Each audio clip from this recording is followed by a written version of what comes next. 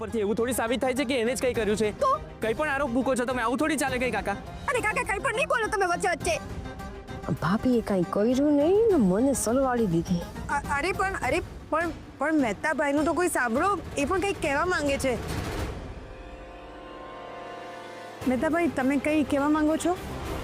હા, પણ અહીંયા મારી વાત કોઈ સાંભળતું જ નથી. આ નકલી દાગીના માટે તમારા ઘરમાં કજિયો થયો લાગે છે. હા, એવું જ છે. તો એની માટે હું તમારી માફી માંગુ છું, કેમ કે આ નકલી દાગીના મારી જ દુકાનના છે. હા એટલે આ અમારી જ ભૂલ છે. આમાં એવું હોય ને ભાઈ, કોઈ પણ એન્ટિક પીસના દાગીના બનાવતા પહેલા અમે એ જ પેટર્નના ડમી દાગીના બનાવીએ, અને એ પણ તાંબામાં. જે આ છે એ તો અમારા કારીગરની ભૂલ કે એણે એ જ ડમી પેટર્નના દાગીના બોક્સમાં નાખી દીધા અને એ જ બોક્સની ડિલિવરી આ બેનને કરી દીધી.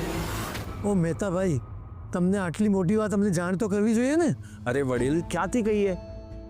અમે તો એક સરખી પેટર્નના ઘણા બધા દાગીના ઘણા બધા લોકોને વેચ્યા હોઈએ છે. અમને જ્યારે ખબર પડી ત્યારથી અમે રાહ જોતા હતા કે જેના છે એ પાછા આવશે. પણ નવાઈની વાત તો એ છે કે તમને છે હવે ખબર પડી. આજ સુધી આ દાગીના કોઈએ પહેર્યા જ નથી. એમાં તમારે વચ્ચે પડવાની જરૂર નથી મહેતા સાહેબ. અમે ઓરિજિનલ દાગીના દુકાને જઈને તરત મોકલાવું છું. અને અમારે લીધે તમને જે પણ તકલીફ પડી એ બદલ હું તમારી માફી માંગુ છું. હા હા ઠીક છે, જલ્દી જાઓ અને ઓરિજિનલ દાગીના તમે મોકલો. હા મને માફ કરો. થઈ ગઈ ખાતરી બધાને? આવી ગયો વિશ્વાસ? જ્યોતિ ક્યારે કઈ ખોટું કરે જ નહીં. ને કંકુ પણ. હવે બધું પૂરું થઈ ગયું હોય ને તો ચાલો આપણે દિવાળી માણીએ, છે ને?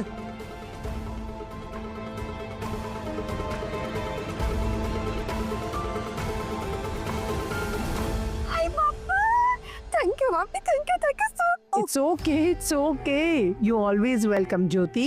ના બાપા, મારે ના થવું પાછું ફસાવા માટે. પણ ભાભી, આ તમે કર્યું કેવી રીતે? તને તો ખબર જ છે, દુકાનવાળો અસલી દુકાનવાળો હતો જ નહીં. એને માત્ર અહીંયા આવીને એક્ટિંગ કરી છે.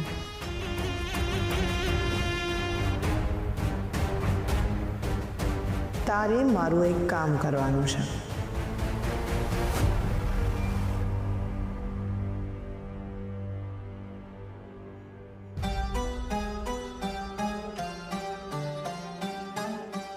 સમજી ગયો ને? તારે બસ અહીંયા આવવાનું અને આવીને ડર્યા વિના વાત કરવાની. જેટલું કીધું છે એટલું જ કરજે. તો હું બેઠી છું ને, તારે બસ મારી સૂચના મુજબ કામ કરવાનું છે.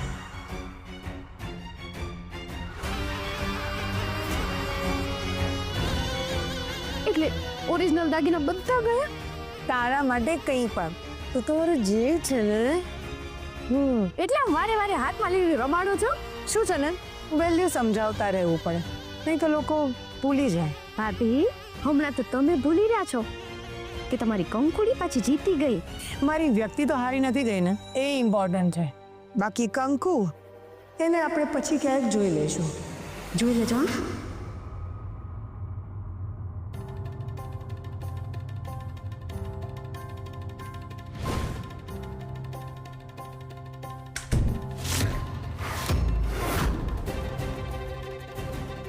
કંકુ, તું હવે બધાને કહી દઈશ કે ફાઇલ મેં ચોરી હતી.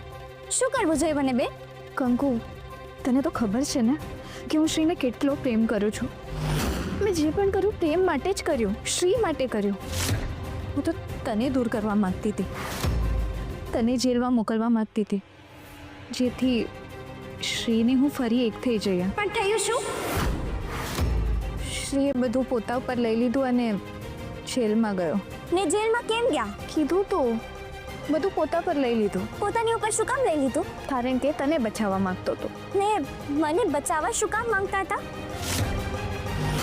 એટલે શ્રી તને પ્રેમ? અમારા સંબંધને કાંઈ નામ નથી. ને બેન, જે સંબંધનું કંઈ નામ ન હોય ને